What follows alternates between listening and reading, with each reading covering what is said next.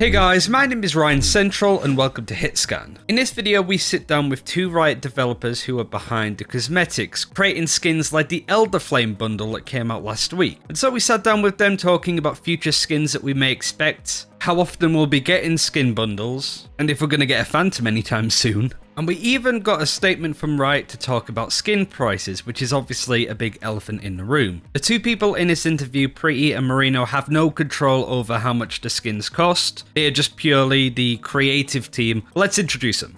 So hi, I'm Sean. I've been on the project for about almost 5 years now. I started out basically making all of the weapons for the game to figure out like what was the arsenal going to look like from a creative standpoint.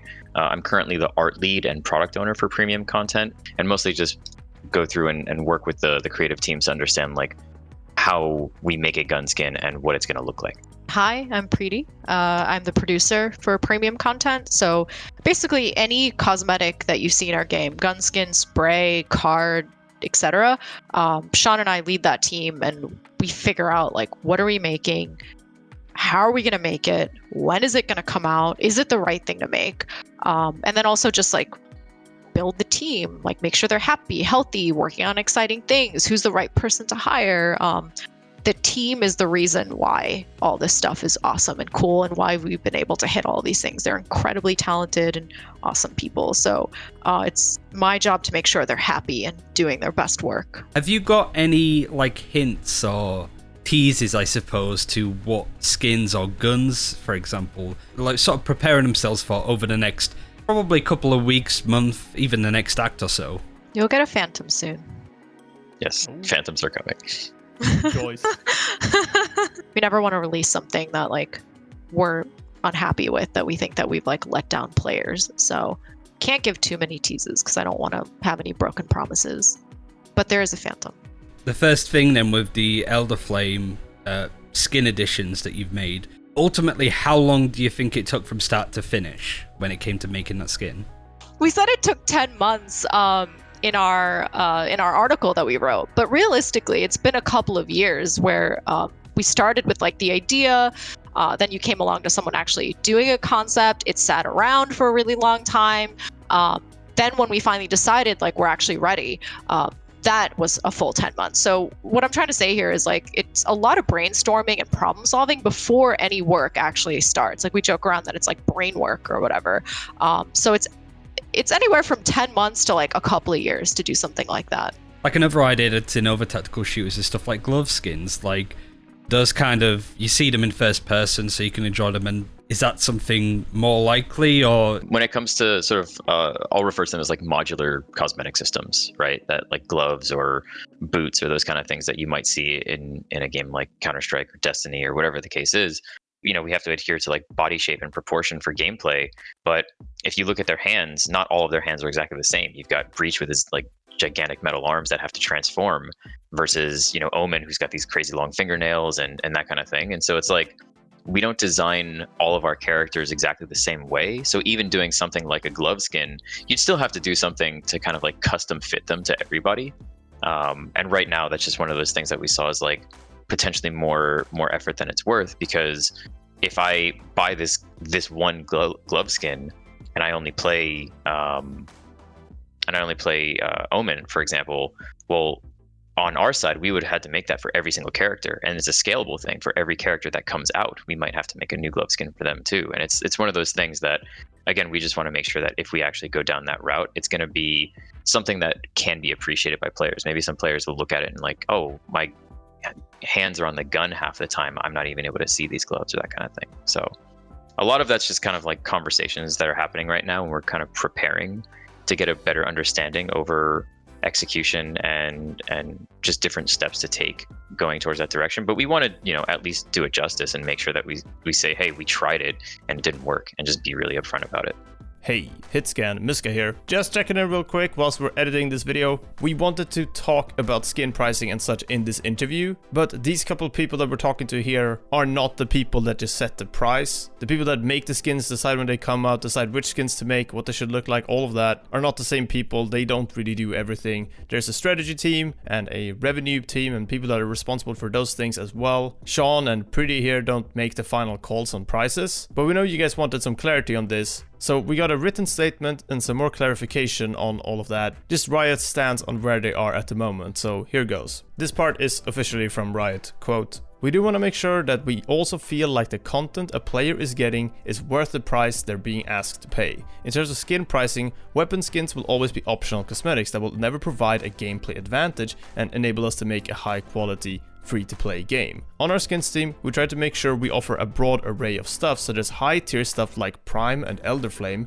mid-tier stuff like Aristocrat and Avalanche, and cool stuff that's really high value for the price, like the .exe Battle Pass skins." End of quote. That was the first part of the statement we got from Riot, but there's also some more information on skin pricing and such. This kind of clarifies though how they look at these different tiers, and how what they're really trying to do is push for quality and create something that works for every type of person. People that look for something cheaper, but still a lot of different guns that do look really good can buy the Battle Pass, and then people that have a lot more money to spend that really love dragons can pick up Elderflame. So that was interesting to hear from them in that way and from that perspective. But there was also a blog post made a while back actually from Joe Lee, who's the revenue lead for VALORANT, talking about skin prices and such. I can link the blog post below so you get some more clarity in all of it. And there's a couple of things in here I wanted to quote and bring up again. First of all, again, just iterating on if you want to play for free or not pay too much. Saying that if you play for free, we genuinely appreciate your time investment and value you within the community. If you purchase something, it should be because you want it. Over time, we'll also introduce ways for players to acquire weapon skins at lower price points, such as the Battle Pass at launch. This blog post was from before launch, so that's why he's mentioning that. And then goes on to say that,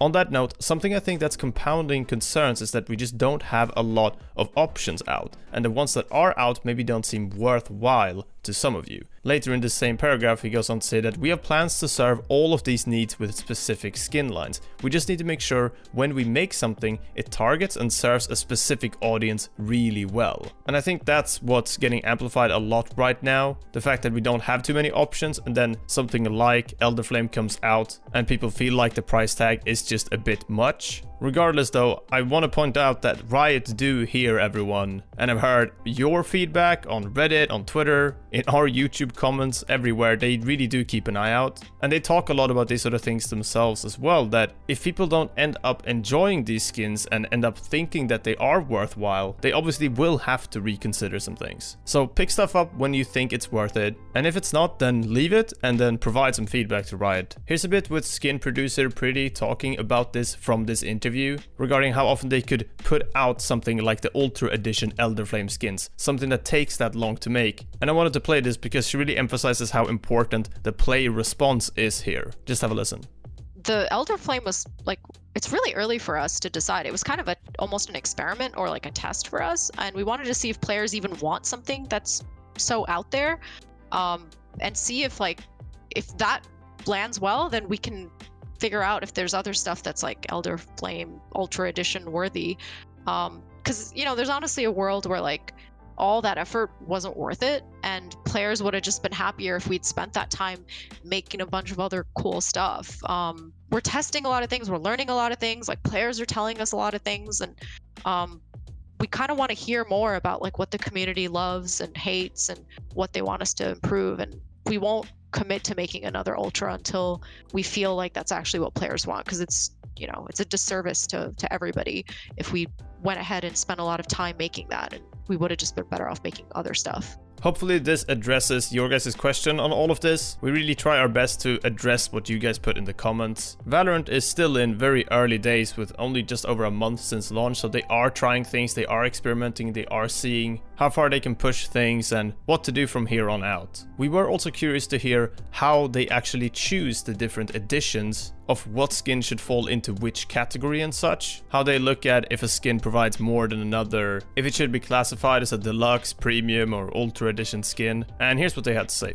How do you decide what edition some skins fall into there? It's kind of difficult, at least it seems to me, to label some of these and call some almost better or at least better looking or worth more than others, such as the Lux collection. I wasn't sure where that would place into. So yeah, has there been any issues around that, and how do you tackle that sort of thing? So we actually, that's something we actually leave to our strategy folks. We have a team that we work with to actually figure out where all of this lands. We don't actually, and actually to kind of take it a step back, we don't actually first start being like, hey, what tier should this be, or what tier should we make? We actually first start with the idea, and we ask ourselves, like, what would be the best way to execute on this idea or this fantasy? So like, to take Elderflame as an example, we knew that if we ever did a dragon skin, we could only do it the way that we did. We'd want to go all out. Once it's fully done and fully made, that's when we sit down with our strategy team, we work with them, and they figure out with us, like, what edition should it be? Like, they'll consult with us, they'll understand, they all play the game. All of us understand the game super well, and are really like players ourselves. So we think about, like, how does this skin work? What are the special moments that we're offering with this? What experience are we offering here? And then based on that, we kind of figure out where should it fall in the tiering system. And we don't, like I said, ever want to just tick off boxes. We don't say, hey guys, what's our next premium edition going to be? Let's make that. Instead, like, you think about what is the right way to present the thing that we're making and build it. And then it's the very end, right? Okay, well, now where does it fall? There are different tastes for different players, and there are different thematics that work better for that. And so we have to sort of appropriately find which ones we go all out for. And yeah, there very well may be an instance where we had an idea that started out really simple, but as people work on it, it gets a little bit more complex. And then, that it works out because we're not bound to a specific tier. We can kind of have that room to explore, and we can either add or remove features as we see fit. Yeah, you guys have no idea how many times this guy turns to me and he's like, you're not going to want to hear this, but we could turn this. I'm like, I don't want to hear it. I don't want to hear it. Like, please, like, we can't make everything into the biggest thing ever. I feel bad that we can't do the crazy thing he wants to do. But if we want to do it, we have to think about, what does that mean we don't make because we made this other crazy thing. We're trying to make a high volume of broadly appealing stuff. And what that means is basically there's a lot of stuff in there such that everybody should like something. Like, we really hope, and not at this exact moment, right? There's more stuff to come out, but everybody should find at least one thing that resonates with them. So I don't expect, every player, like, we'll take you, Miska, right? Like, I don't expect you to like Prism and Elderflame and et cetera, et cetera, et cetera. It's just not built that way. But we want to make sure that we are hitting like the big things that we think players are going to expect. We always aim for those sort of what Preeti calls oh shit moments, where it's basically like you bring somebody over to your desk, and again, they kind of have that like reaction where they either lean back or choke on their water or whatever it is. And it's like one of those, it could be a sound, it could be a visual or something, will usually define a skin line. So we actually kind of like work that into our idea plan, where it's like, what is this skin's oh shit moment? Where, are we going to put our bells and whistles into that reload or the equip or when you fire, whatever it's going to be, so that way you kind of like blow away somebody's expectations the first time they see it. You sort of mentioned before, like, about the cadence of the Ultra Edition skins, like, you don't know because it was an experiment. When it comes to just bundles coming out and stuff, and like the Battle Pass, we know that it's going to be one every 2 months. There's roughly around 3 packs of skins in a Battle Pass, roughly, something like that. Mm-hmm. Yep. Since the closed beta, like, there's been like a new bundle in the store like roughly every 2 weeks, similar to patches. Is that something that people should expect going forward, or is that just more like coincidence? You're not really set on having that cadence in mind, or is that something that you're looking to sort of do for the near future? We're still trying to figure that out, actually. For now, it seems to be an okay cadence. We've gotten feedback that it's too slow, but we also want to think about the player who, doesn't get to play all the time, maybe only on weekends, maybe only some weekends. It's also summer, for at least in the Americas. So like for us, like, kids are off school, so maybe that's different.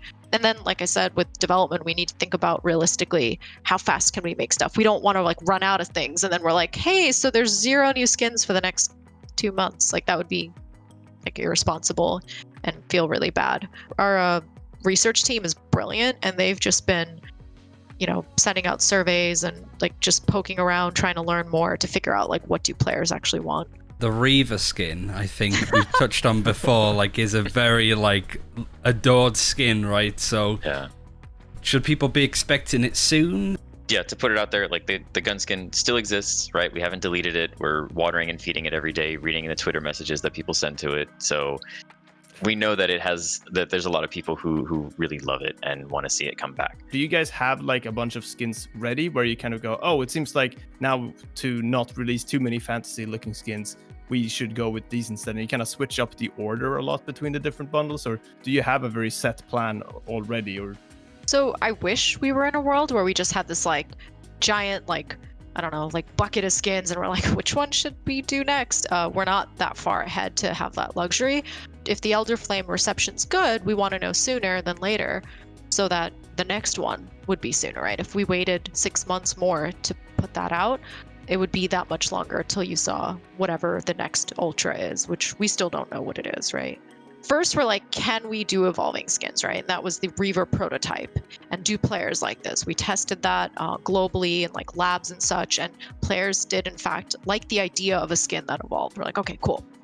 And then from there, we like started making more complex stuff.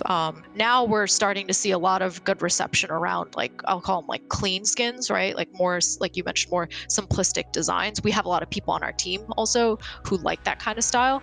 So we are able to do more of that stuff. But we really first wanted to see, like, we wanted that broad array of stuff because it would have been pretty easy, right? If we had just said, we're just going to make clean stuff. It's obviously a lot easier to make something like Rush than it is to make something like Elderflame. But we really, for our team, needed to push those boundaries to, like, I guess, then understand and appreciate the simplicity. High-end restaurants will sometimes offer really crazy stuff, but then you'll go to some place that's like, put a slice of avocado and I put some olive oil on it and you're gonna love this.